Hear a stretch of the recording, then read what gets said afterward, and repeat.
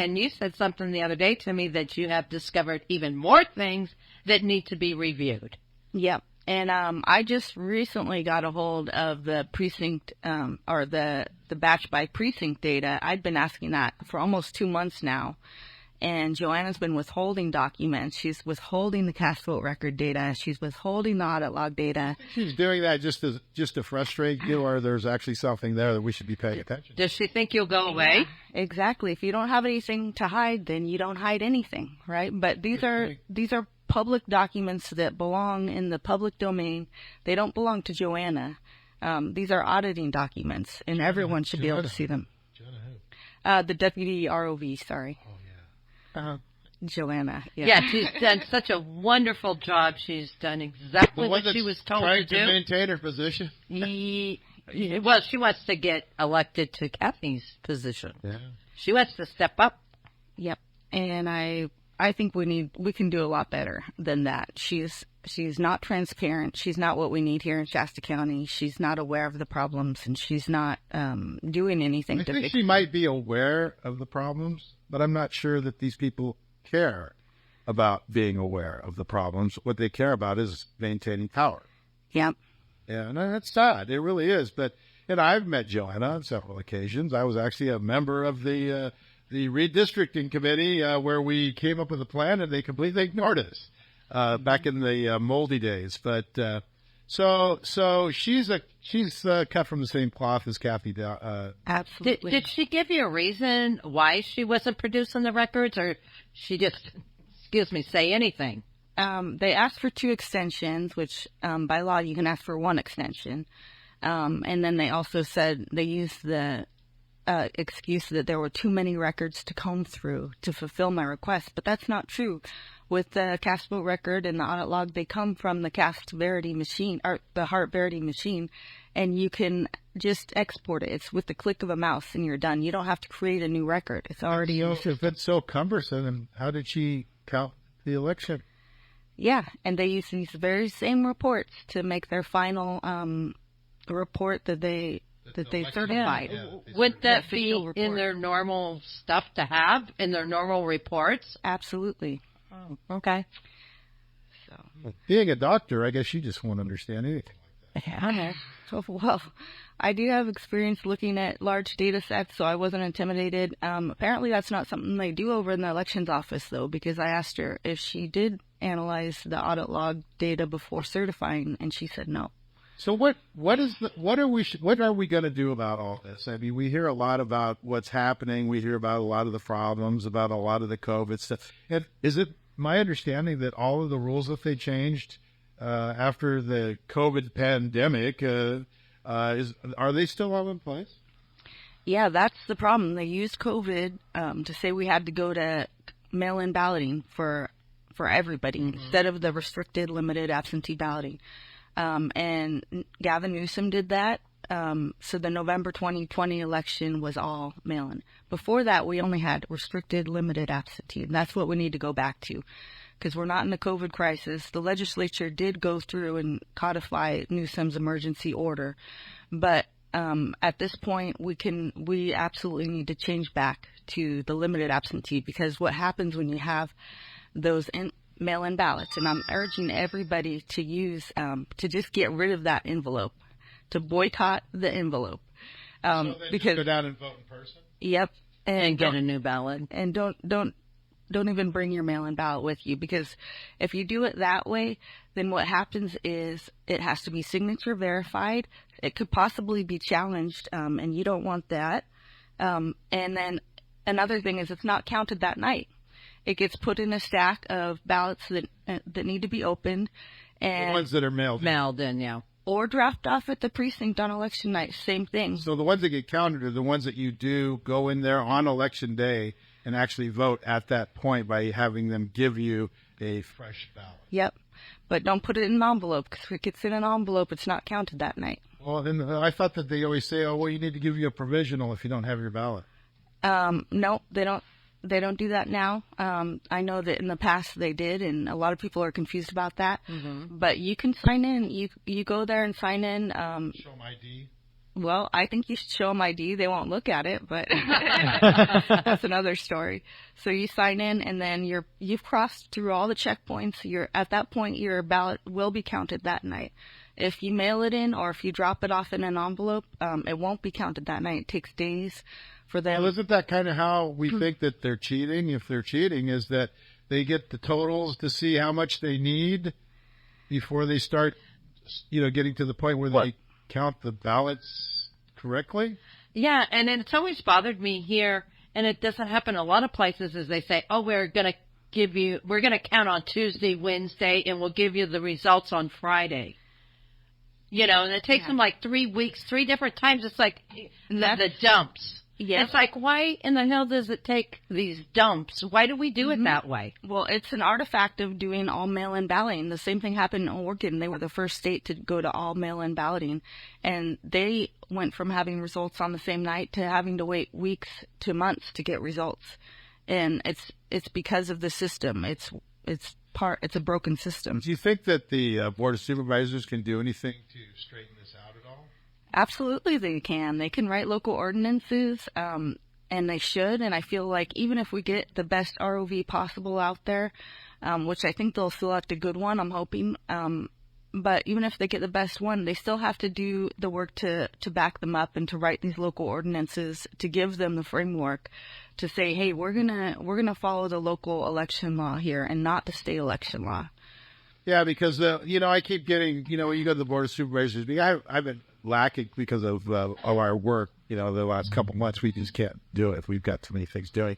But as soon as the work frees up, I'm starting to go back to the meetings and checking things out. But I noticed that you've always got the peanut gallery up there yelling like they're the majority. Is that true? Are they the majority? No, definitely not. Then how can we get a 68% vote for our ROV in this county? Well, she presided over her own elections, so that's how. Yeah, they took I can't trust those results. I looked at the cast vote record data on that election, the June 2022 election, and it showed the Mesa pattern of fraud, where instead of having a natural pattern where you see a lot of variation in the beginning and it settles out to a flat line, what you saw in her election against Bob Holsinger was you had a little variation and then it just gradually climbed up to the final set point, which you just don't see that after tens of 20,000 votes have been counted. Some of it just doesn't make sense to me because it seems like the big positions in the county that are, maintained by Democrats all stayed the same under these circumstances. And for me, that doesn't make sense. And then when you compound that with no ability to check the actual data. Well, Joanna just destroyed that data from that election, the primary of 2022. Yeah, then when you go poll information, your percentages for Democrat and Republicans in the county, it doesn't jive. Well, there could be there could be an explanation for that. There could be the fact that the Democrats are registering as Republicans so that it looks like the demographics are more Republican than Democrat. I mean, that's how they do it. A lot of well, yeah, they could, but that's not the pulse. That's not the feeling I get for the people on the ground. Knocking on doors and whatnot. I say we are a conservative county. Most of the people I spoke to were conservatives and had questions about the accuracy of our elections. Really? So why do we keep ending up with Democrats in charge of everything? Well, if they control counting the votes, then they control the outcome. I guess we're back to the Stalin theory. Who gets votes gets to win votes. So this kind of gets me back to the movie that came out recently, Let My People Go. And it gets back to the voting that's on that. If you haven't seen it, it's on the Rumble channel. Watch that. I just haven't. Yeah, we talked about it a little bit, but it's a great movie. Yeah. I'll bite one more on a movie. I just have to say it as a disclaimer. Finding the Money. We talked about that last week. That's a hard pass. It's a left-wing. Yeah, you don't even get to door number 1, so forget it. Yeah, but go ahead. Don't pay the money. It's a garbage movie. Yeah. Versus you have this other movie where the guy, he actually asked everybody who is a content creator regardless of right or left, he asked them to put it on their show because he got depersoned. They took away his credit cards. They took away his banking. They took away all the money that he had made from the movie originally. And he asked that everybody get it out and it become the most bootleg movie in America. So based upon some of the assertions that we saw there is that these voting machines are rigged. They can actually print on the ballots, which is one of the reasons why they wanted felt markers rather than using like a blue ball pen. They discussed the fact that they were actually figuring out ahead of time how many votes that they needed. It's a very good, probably about 2 hour, 20-minute watch. You can find it on the Gateway Pundit did it. I have it on my Rumble channel on rumble.com/fires. And you can find it there. But that's kind of where I'm at on this is how do we change this now moving forwards? Well, I think the only way we can change it is locally, and that's why I got involved in politics locally. It has to do with our board of supervisors, people, actually individuals, people who haven't been involved in politics before, getting up and standing up, going to the board meetings, making their opinions known as far as elections and demanding that we have fair and accurate elections. I don't think we can do it any other way. On the national level, it's just too much. It's too overwhelming of a task. Could we have not certified? I have a hard time with this, that they always say, well, we had to certify it. Why do you have to certify it if you think that there's a problem with it? Do you know?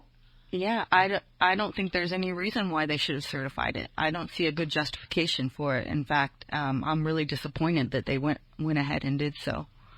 The Board of Supervisors. Yeah. They could have said, no, we're not going to certify it right now. We need to look at the records more or something like that, couldn't they? Yep, certainly. Yeah. So why do you think they did certify it? Because of pressure? I don't really have a good justification for that. I don't understand their reasoning there. And I was thinking that if Kevin had lost, then he would probably go ahead and certify it because he didn't want to be seen as a sore loser. I figured that the fact that he overcame the recall, that he might actually not certify it on the basis of what we've seen as far as the data. Who certified it? Who, I know it wasn't a majority. I mean, it was a majority vote. It wasn't a unanimous decision. Who did certify it? Everyone voted to certify except for Patrick Jones. Oh, okay. Well, there you go. Yeah. That's always bothered me because we've had this in previous elections too, and they go, well, why are you certifying it? Right. Mm-hmm. You know, why would you go there if you think that there's some foul play, or even if there's not? If the people want to look at the records, then why would you go ahead? Because in my understanding, once you certify, it's not like you can go open them back up, right? Am I correct in that? Do you know? Yeah. I'm not sure of the exact laws on that. I know that they do. Are you talking about boxing away the ballots and sealing everything up? Yeah. Yeah. But hopefully, I have a case right now that's going to be heard soon. And my election, if people don't know, was decided by 14 votes. So my opponent avoided a runoff with me in November by 14 votes. And so my case brings up all of these abnormalities that I've seen and witnessed. So you might still be in the running if you can show that there is some miscounting or something that didn't add up to the proper ballots. Yeah, so there's a chance. I mean, what we would ask the judge is simply to allow me to go on to the November race for a runoff with Alan Long. So they did a recount on the recall before it was called, but they didn't do any on your race, and there was a difference of 14 votes. Yeah, they did recount some of my race. They basically counted 100% of the District 1 race that was there at that time. Isn't Alan Long a Democrat? He basically is. If you listen to... Does he espouse to be a Democrat, or does he say he's a conservative? I think that technically he's registered not as a Democrat, but if you listen to the content of, how he feels on different issues, it's pretty clear. Mm-hmm. Yeah, that's a lot of the way these guys get elected, too. They say they're one thing and they talk another.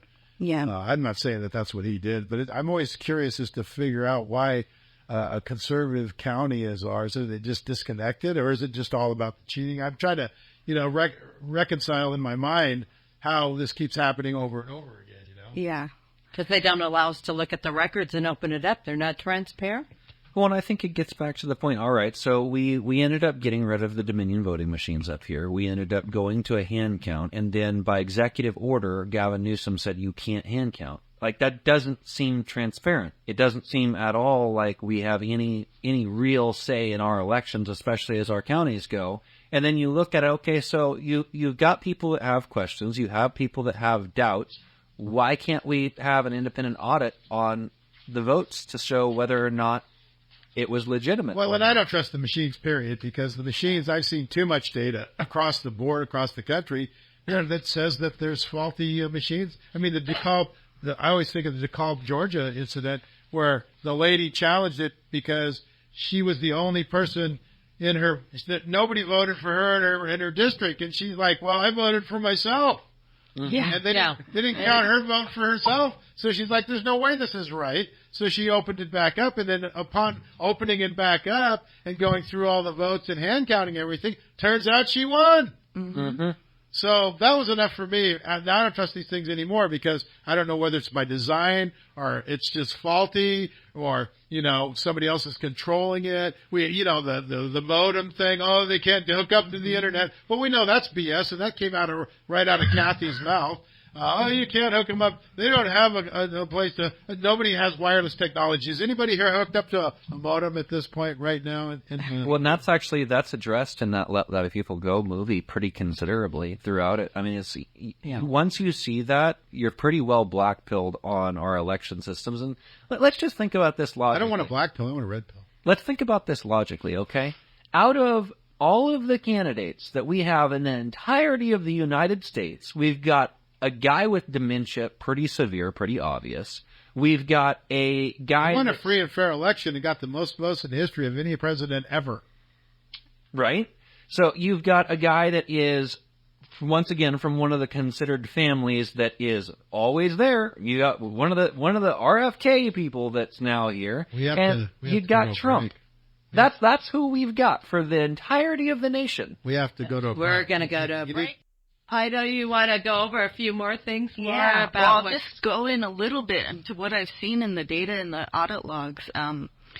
So there's you can sort the audit log by category, like batch created, batch saved, and batch discarded. So I, of course, was interested in the discarded batch area, because why do you discard a batch? Right, yeah. What? I mean...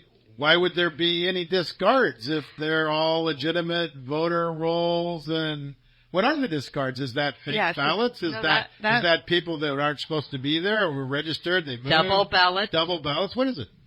So basically, what it is if the scanner makes a mistake, they have to rescan the whole batch, right? So occasionally that's going to happen. Sure. But in that case, you have the same precinct number and you have the same user name and you have the same tabulator because it's just a rerun of the same batch, right? So it would be easy to track who was doing it, is what you're saying? Mm-hmm. And so what I'm finding is there's one category, that's the legitimate reruns that I just explained, the same precinct, same user, same tabulator. But then there's another category of wrongfully discarded batches. These are batches that have a different tabulator, a different user, a different precinct number, and they're assigned the same batch number, and then they're basically a duplicate, and they get discarded. They go from a duplicate to being a discarded batch. So why would you have discarded ballots and duplicates in the first place? I get it. Would that kind of make your numbers skewed? At some point? Well, yeah, we're looking at upwards of 6,000 votes that got discarded. Counted once and then discarded? Is that what you just said? Mm-hmm. Yeah, because I don't like what the results are. Possibly. Or I really like the results. Yeah. It's impossible to tell the content of those votes that were discarded. But that's one of the serious concerns I have. Those are not destroyed? Those are destroyed? What happens when they scan them is they just scan the whole batch, and then they put a paper tape around it, and they stick it in a cardboard box. So that cardboard box, and like we said, gets sealed up, shut and put away and never to be seen again. So unless there's actually somebody there watching that batch having been scanned, it's as if it never even existed. And the way that you can kind of uncover this is by looking at the audit log file and seeing that, because every time a keystroke is made, there's a record of it in the audit log file. So this is an auditing document, which they're now withholding from me. They gave me, the most current one I have is up to March 22nd, but they continue to count it even up until March 28th, which is when the election was certified. So I need the complete audit log file. Well, especially when you're only 14 votes away. I mean, it's... Exactly. All right, we're going to give you this much data, but we're going to exclude everything else that we have. Once again, there's no transparency in this process. And when you go back and you look at that movie, you actually have a passcode. That's an admin passcode that you can go through and you can effectively swap votes around, completely change the outcome of it, and there's no history of it. You can effectively... We saw that with the meeting that was here in Redding as well with the doctor. I'm trying to think of his name right off. Curtis. Curtis, thank you. So this evidently is pretty common knowledge with the people who program and make these machines? Yeah. Well, it was apparently a whistleblower from the actual manufacturers of the machines themselves, somebody who was actually pretty high up in the process of making these said machines, who just pulled the plug on it. He's like, dude, we don't have any fair elections. Right, and then they showed where it would fill in the box or the bubble or whatever you want to call it. It'd be exactly the same on multiple ballots. It'll automatically. print your incomplete It ballot. would, yeah. I mean, it's easy to fix this. Why do you have printers built into voting tabulating? This is so easy to fix. Voting on one day, except for absentee ballots for veterans or whoever's out of the country or something. Show ID. You might even want to put a fingerprint on something to prove that it's you. And paper ballots into hand counting. Mm-hmm. That's it. And why would anybody, if that's so reliable... And we even had Kathy, I never think of her name. It said Allen Darling or Darling Allen. I think. Whatever. Kathy Allen. Kathy Allen. She's not a darling in my book. But Kathy Allen, thank you. And I asked her point blank right here in the studio. I says, voter ID, for or against? She wouldn't answer. Now, she says, well, that'll never fly. I don't care if it'll fly. I'm asking you, your opinion. Voter ID. Do you think voter ID should be a requirement or not? She wouldn't answer the question. So that tells you that if she was for it, she would say yes. I would.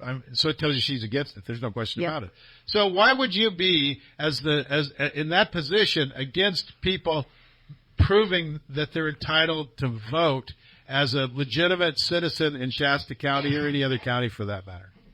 There's no reason. I mean, if you want fair and transparent elections, you have to start at the beginning, which is the voter rolls and the eligibility to vote. And that's, if you don't fit that basic requirement, you shouldn't be casting a vote. Well, I think we go back to the whole thing from the whole premise of the show from the beginning. These guys don't care about right. They care about power. They don't care about the truth. They care about doing and getting the results that they want no matter what. It doesn't matter how many bodies are left in a trail behind them. They don't care. What they care about is maintaining power.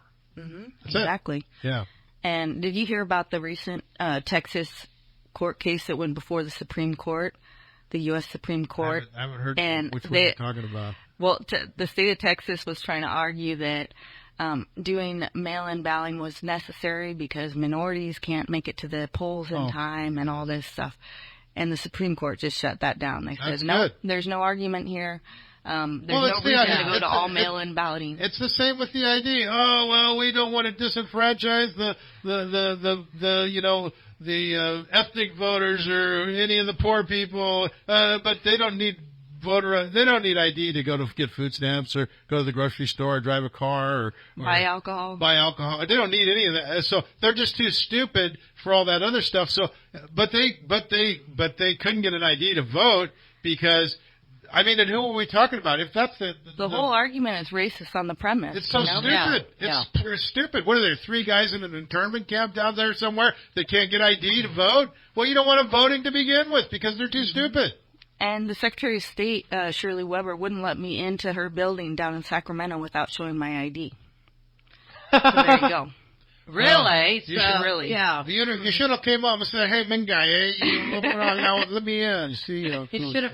Well, and meanwhile, though, that's where's going on. where's my check? I should have paid it to pay. This came out 23 hours ago. Seems a little pertinent. Digital ID regulations start this month, mandatory by 2026. Now, this is for the Europeans' latest set of digital ID rules. They'll rule on May 20th. Big tech firms and EU member nations must now comply in supporting the EU digital identity wallet. What they'll do by that, before they get there, they'll make a world community of voters for everybody. It's kind of like what they're... That's basically what we have with Yeah, open yeah. borders, right? Yeah, open the borders, let all the poor people through. Well, first we'll forgive all the student loan debt and bribe them, and then we'll give all the guys coming over the border checks and free food and whatever, and they'll vote for us, and so it doesn't really matter. We'll just be a big community of fun-loving people, and even though we don't understand or assimilate into America based on constitutional precepts so that we all stay free, that's not a problem.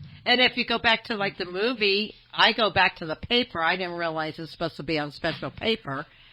Out of Canada is one of the only places to get the paper for the ballot. But for all the mail-in here, I mean, how hard is it just to, print it and mark it and throw it in the box? Yeah, and that was a feature of the Dominion machine that you could turn on or off. So apparently they had it turned off, so they weren't checking Exactly, the source of the paper. Yeah, the machine will actually detect clear down to the paper, and they turned it off so they didn't know if it was the unique paper or not. Everything they've done in every conceivable way that I can see is to make it easier to cheat. Yep, and the problem is they're codifying the cheat right now down in Sacramento. Is they're making laws every single day. Right now they're making a law to say that the audit logs and the precinct number and batch numbers should not be shared with the public. Wow. So Because it's so it's not about a fair election. It's about control. It's about power always. Yep, it absolutely is. And they've been making laws like this against us for decades, but right now it's really heated up and it's retaliatory in nature because they're basically retaliating against Shasta County for ending the Dominion contract. Oh, gee, we wanted free and fair elections that were based on the actual voters in the county that are registered and citizens that want to be constitutional and have their values reflected in their elected officials. That's terrible. Yeah. So Can't have that. you have stepped up to the plate, and you are actually suing? Yes, so the way the law is written, I have to list my opponent as the defendant in the case, and Kathy Allen is also listed as a co-defendant in this case. Because Kathy Allen is, she is listed in her duties as a county official, the county is representing her. And I believe they're also representing Alan Long. Oh, really? Interesting. So you're going to take them to court on some different stuff that they haven't produced, or? So one of the issues is what I just talked about the discarded batches. There's other elements of the argument. One of the big issues is that they're supposed to be following the random alphabet drawing by the Secretary of State. So the person who's listed first on the ballot for each race gets a 5% advantage. And They didn't do that. They didn't put you. they didn't put me. Yeah, they were based on this random alphabet drawing that the Secretary of State sends to all the counties, and there's a mandatory law saying you must. I think it's the law is 13-112 says you have to follow this this order, and they didn't follow that order. So And that order gives you a semi-advantage, and that could have been surmounted. Well, Yeah, there's in only my a case, 14 Could have got to vote 14 difference. votes. Yeah. a 5% advantage for me would have amounted to about 500 votes. So that could have put me up to the point where. So I what went are the on to run penalties if you win? What do they do? If you win, is there any the thing that's going to make you whole here? Is there something that's going to remedy this? The remedy would just be going on to the November election. I think. On the ballot. On the ballot, yeah, that would be Well, that the seems most fair. expedient way to remedy it. Excuse me. That seems like a fair result. Do you have an attorney? You doing this yourself? I have an attorney, and he signed on to the case just recently, so he'll be taking what I've submitted and putting it into the proper procedural format, legalese, and so that's And he's coming up. cheap, right? He's not cheap, so if you want to donate, you're welcome to donate. You can go to my website. How do they do that? My website is votelaurahobbs.com, and you can click on the donate button there.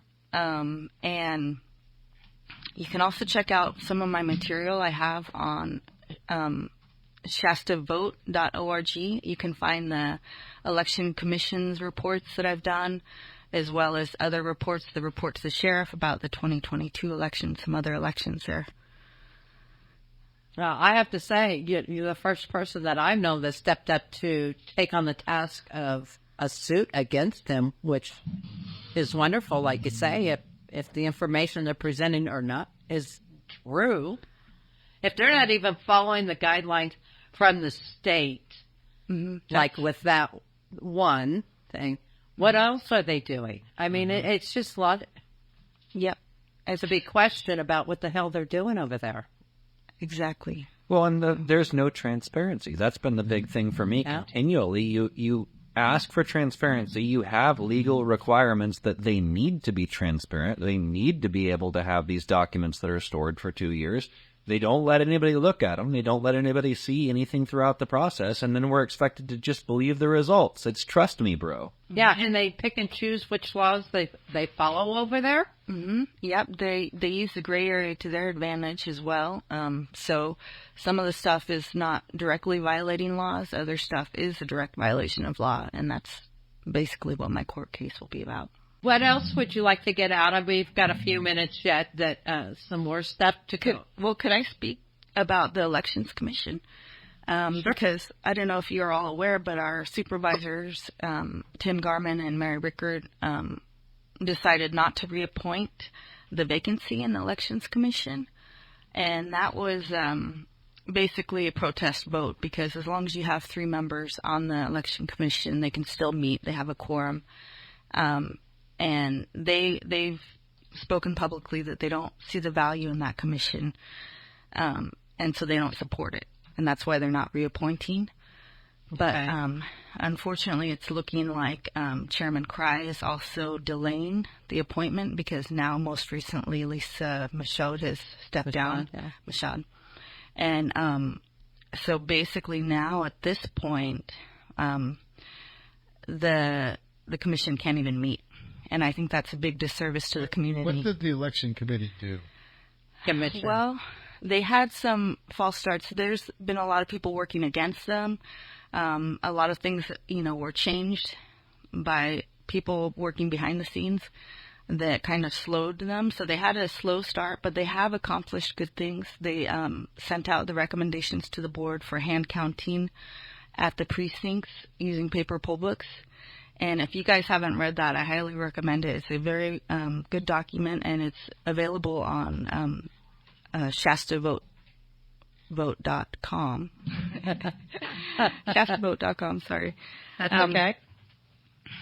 And you can read that there. So they're doing good stuff for the community. It's also a pressure release valve. People from the community that have had poor experiences at the ROV as observers, or just as people trying to vote, they can go there and talk and voice their concerns. Because at the Board of Supervisors meeting, sometimes you only get 3 minutes, and you can only say so much. So yeah, sometimes it's hard to get all the information out or your concern out. Yeah, so I'm urging people to let Kevin Cry know that they want somebody appointed right away, so that no further meetings have to be canceled. So are there any does somebody have to volunteer for that position?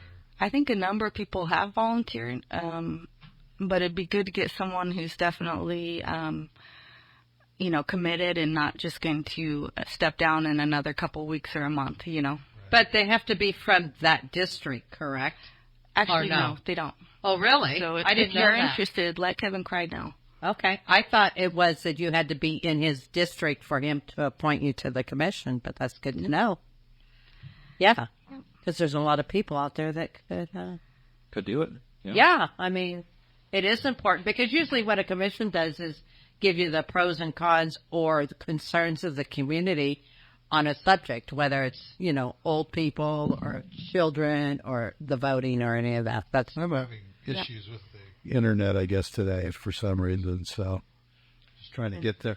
Yeah, my problem is I don't have enough time anymore to do anything. And that's a lot of people's problem. They're working so hard to try to just make ends meet that it's getting tougher and tougher and tougher.